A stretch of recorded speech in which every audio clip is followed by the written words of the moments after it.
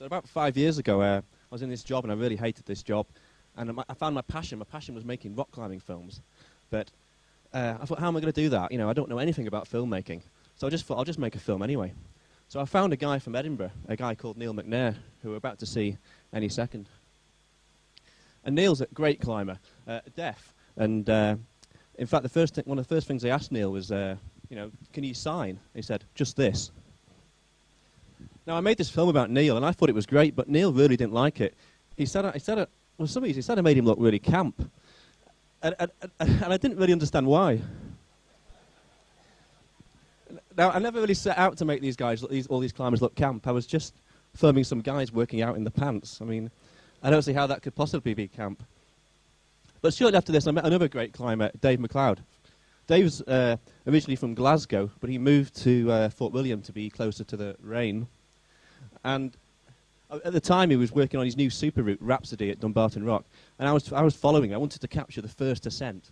And but I was still working on this day job, this IT job. I was providing IT support for a bunch of bankers. And no, they really were a bunch of bankers. And they wouldn't give me a day off. You know, I need to give them 2 weeks' notice before I'd get a single day off. And that wouldn't work for me, so I had no choice but to call in sick. So I called in sick 2 or 3 times a week to film Dave. But the team leader was really worried about me at one point. But luckily, eventually he sent the route, and I was lying and having my lunch in Princess Street Gardens, and I had a snooze, and I woke up with the 1 o'clock gun, and I just thought, right, that's it. I went back to the office, and I got my team leader and I said, you know, I'm going to call in sick tomorrow, and I'm not coming back. Left my computer switched on, left my shoes under the desk, left papers all over the desk in clear violation of the clear desk policy. And I walked out. And I thought, right, I'm going to follow my passion. I'm going to make films about rock climbing. But which was pretty bold, because I didn't really know much about filmmaking. Or, you know, I made a couple of films, but none had made any money. Certainly, you know, none had won any awards or anything. And the other problem is, rock climbing, it's not always the most interesting sport to watch. As Andy Kirkpatrick says, climbing is like masturbation. It's fun when you're doing it, but no one else wants to hear about it. Which is obviously a problem for making films. But luckily, you know, I'm a documentarian. I make documentaries about people, and climbers are interesting people. Like this guy here, Kevin Shields, born with most of his left hand missing. Yeah, I find him really inspirational. Despite that limitation, he's just brushed that aside completely, and now he climbs better than I would imagine anyone here in this room. An amazing climber. And what's the next slide? Oh yes, Kevin again.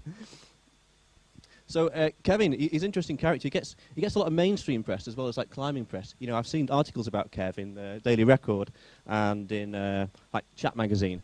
But the mainstream press, they don't always get climbing. They don't always get it right, and they're often prone to exaggeration, like in this article in the Metro. Now, the thing about Kev as well is he was told as a kid he would never be able to ride a bike or never be able to climb a tree. And that just shows you can never let anyone else set your limitations for you. It's up to you to believe in your own potential. So after the film Kev, I filmed this amazing climber here, Jude Spankin. Excellent name, I always think. And I filmed it on this route called Pretty Girls Make Graves, and also on an Uber classic called Lord of the Flies.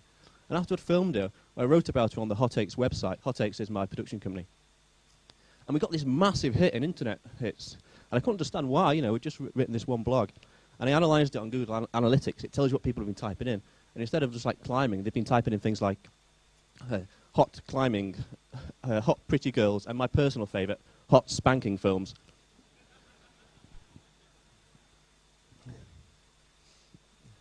So this is Sonny Trotter, Canadian climber, falling off Dave's route Rhapsody at Dumbarton Rock.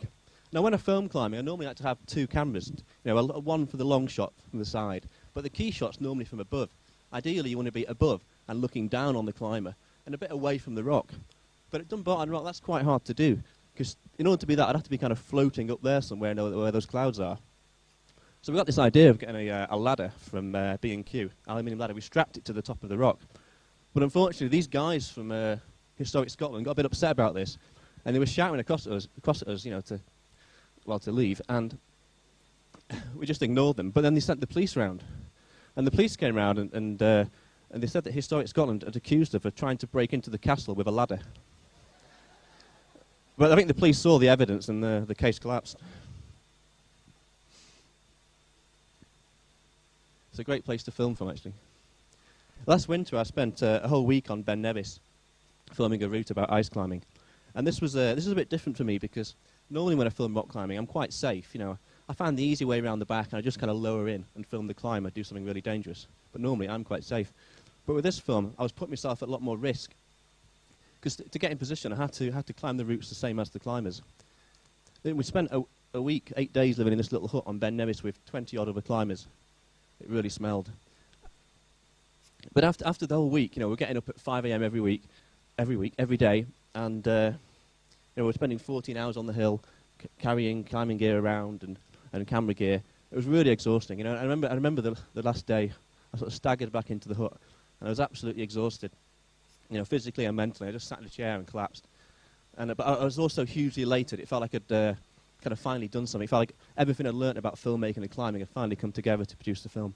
And now this next week, in a couple of days, I'm going to Hoy with Dave McLeod again to film this route here. And luckily, I'm not going to have to call in sick to do it.